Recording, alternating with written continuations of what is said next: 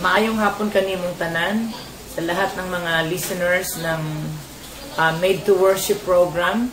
Sabado ulit ngayong hapon at kami natutuwa at binabati ang mga tagapakinig sa Santa Josepa, Trento at mga karatig bayan ng Agusan del Sur. Kung nakakaabot pa ito sa ibang lugar malapit sa Butuan, San Franz at sa Prosperidad, binabati ko kayong lahat. Gusto namin na makarinig mula sa inyo ng mga informasyon kung paano kayo napagpala sa aming programa. You can text us with your prayer items kay Pastor Paulo Pareha, kung saan ninyo siya makakausap sa Santa Josepa, Agusan del Sur. Paulo Pareha, 0907-6694-504. At sa inyong lingkod, you can text me at 0918-990-4527. You can send us also your email via filomeno@gmail.com or filomeno@gmail.com. Maraming salamat sa inyong pagbubukas ng inyong mga radio, ng inyong mga FM handset, whether it is in components, radio, or FM receiver via cell phone or whatever kind of receiver. This afternoon, we are pleased to introduce to you the third series of the topic of the modern prophets. Jeremiah chapter 1 verse 5, "Before I formed you in the womb, I know you. And before you were born, I consecrated you, appointed you a prophet to the nations." Would you please bow your head with me? Father, in the name of Jesus, I ask you to bless everyone in the name of Jesus as they continue listening and hearing your voice. This is we pray in Jesus' name. Amen. Maraming pagkakataon sa banal na kasulatan ay binanggit ang salitang propeta at maging sa bagong tipan. At ngayong hapon, pag-usapan natin ang pagkakatawag ng Panginoon sa atin as an individual, as a prophet. First, we cannot be a prophet to the nation unless we are prophet of our own life. Because the job of the prophet is crucial. Ito yung gusto kong pag-usapan nating mabuti dahil sabi sa banal na kasulatan, bago ka pa nabuo sa sinapupunan ng iyong nanay, ikaw ay kinonsecrate na ng Panginoon, binanal ng Diyos at inappoint ng Diyos, or in other words, elected, chosen as a prophet to the nations. The job is quite big for you to be a prophet to the nations. But let us first define what does it mean to be a prophet, especially in the modern times. Ngayon, ang dami-daming mga lumilitaw na propeta, ang dami-daming pinaniniwalaan natin ang kanilang mga sinasabi, yung mga astrologers, at kung sino-sino pang mga madam at mga ginoo na nagsasabi ng bukas na mangyayari sa inyong buhay, at kung ano yung mangyayari sa susunod na mga buwan o taon ng bansa, ng isang tao, ng isang company. Pero ang nakapagtataka, bakit ba hindi nila ma-predict at hindi nila masabi ang kanilang bukas, kung ano mangyayari sa kanilang pamilya, sa kanilang buhay, at dumadanas pa sila ng mga iba't ibang mga trahedya ng kanilang pamilya. Mayroon ding mga tao na pinaniniwalaan natin sobra. Like for example, one of them is Nostradamus. Hindi naman natin alam kung totoong talagang siya ay Kristiyano. At walang makapagbigay ng full testimony na siya nga ay Bible-believing Christians. And so many people predicts, like the scientists and other people of this world whom they respect as a man of integrity of what they say about the directions of their nations, directions of their politicians, directions of or future of their nations, future of their politicians, future of their government, and the future of their economy. Define muna natin yung modern prophets. Sabi ng banal na kasulatan, modern prophets are a mouthpiece of God. Sila yung mga tagapagsalita ng Diyos. Sila yung mga tinawag ng Panginoon para mangusap ng kaisipan ng Diyos para sa kanyang bayan. At pangalawa, ay sila din yung mga tao na nag-guide o nagli-lead ng bayan ng Diyos. Hindi lamang nagpapahayag ng kaisipan ng Diyos, kundi nagpapahayag din sila ng kung saan patutungo ng directions. At ang prophet din, sa kapanahunan nila ay someone that carry God's burdens for His people in the past, present, and in the future. Kanya napakahalaga pala ng role ng prophet.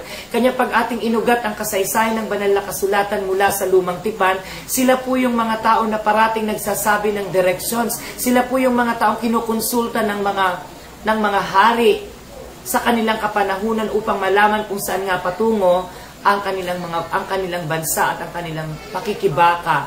Kamukha ng binanggit ni Pastor Hasmin sa nakaraang linggo, ay binabanggit niya na he's someone who worship God. He's someone who really in love with the Lord. Someone who speak the future of the nations. Pero sa ating kapanahunan ngayon ay wala na pong masasabing talagang totoong propeta na tinawag as in the office of the prophet, as a prophet to prophesy to the nations. But what I believe simply is someone who can prophesy when they are in the spirit of God's prophecy. Iyan po ay pwede nating masabing he's a prophet. Pero the least, ang pinakang mababaw na definition ay yung mga lingkod ng Diyos na nagpapahayag ng mensahe ng Diyos. They are God's prophet. Amen po ba yun? Sila'y tinawag ng Diyos personally and specifically to speak the word of God, the minds of God, the purpose of God for the life of His people and for the life of His nation.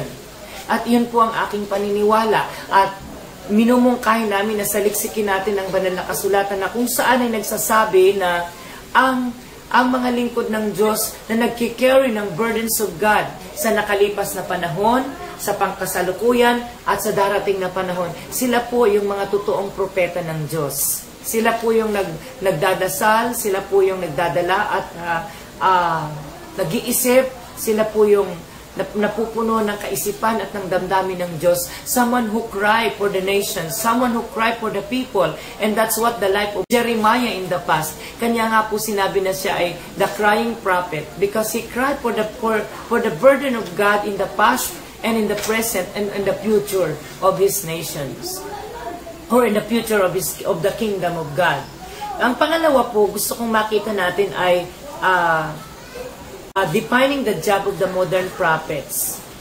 Specifically sa Old Testament, yung kanila pong job, sabi, see, verse 10 po ng Jeremiah chapter 1, see, I have set you this day over the nations and over kingdoms, to pluck up and to break down, to destroy and to overthrow, to build and to plant. Dito po sa verse 10, makikita natin na meron pong several role ang prophet of God. Sabi doon ay, God set him over the nations and over kingdoms para magbantay, mangusap para sa mga kaharian at mga bansa. Una, upang sila i-pluck up or i-break down. Yun po yung unang role.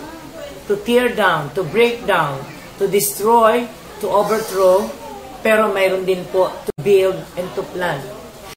Because when the nation grows against the Lord, against the purpose of God, God needs to break down the nations.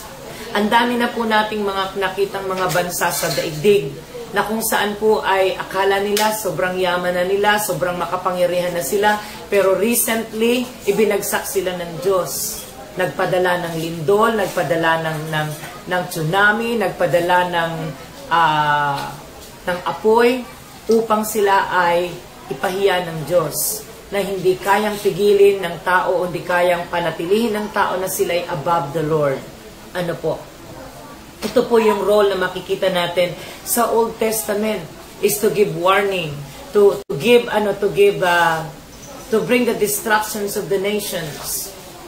At sa New Testament naman po, ang ating makikita ay the modern prophets or the prophets in their time is in Acts chapter 13. Sabi po doon ay someone who directs the nations. Yun po yung nagdirect ng mga lingkod ng Diyos sa bansang Israel nung sila po ay nagpapasimula ng Christianity. Ano po? Sa Acts chapter 13 verse 1 hanggang 3, sabi po doon, now in the church of Antioch there were prophets and teachers. Barnabas, Simeon who was called Niger, Lucius of Cyrene, Manaen, a member of the court of Herod, the Tetrarch, and Saul. Ito po yung mga nasa templo at that time, ano po, nasa church. Sabi doon, now in the church.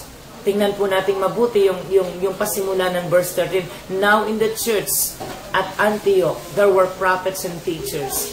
Mahalaga po pala yan, maski na sa modern times, maski na po sa New Testament Church, ay mahalaga po pala yung prophets and teachers. Ano po, mangyari may mga simbahan na nagsasabing hindi na kailangan ng prophets sa ating panahon ngayon. Pero napakaliwanag po that the New Testament Church have prophets at that time. Ano po? At sabi po doon, si at ito pong mga prophets and teachers na ito, sila po ay, they were worshiping the Lord and fasting when the Holy Spirit spoke to them. Nung mangusap sa kanila ang banal na Espiritu, sila po ay nasa panahon ng pagsamba at ng pag-aayuno. At anong sabi sa kanila? Set apart for me Barnabas and Saul for the work to which I have called them. Napaka-specific po ang nag-commission pala kay Pablo at kay Paul and Barnabas ay si God mismo nag-speak ang God through the prophets and teachers in the New Testament Church. At sabi po sa verse 3, then after fasting and praying, they laid their hands on them and sent them off. Saka pa lang po nila sinugo yung kanilang mga misyonero kung saan patutungo, and that is Saul and Barnabas, na naging tinawag nating Paul later on. So napakahalaga po ng role ng prophet sa New Testament Church. Ano ba ang specific role ng prophet sa New Testament Church? Sa chapter 21 ng Acts, maliwanag ay nagpapasimula sa verse 10 hanggang 14. Sabi doon, while they were staying for some days, a prophet named Agabus came down from Judea. Yan po yung sina Pablo, yung sinend off na doon sa chapter 13. Sabi po doon, and coming to us, he took Paul's girdle